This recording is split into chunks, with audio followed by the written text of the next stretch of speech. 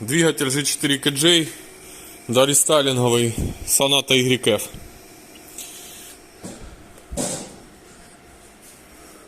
Мотор поступил со стандартной проблемой стук на коленвале.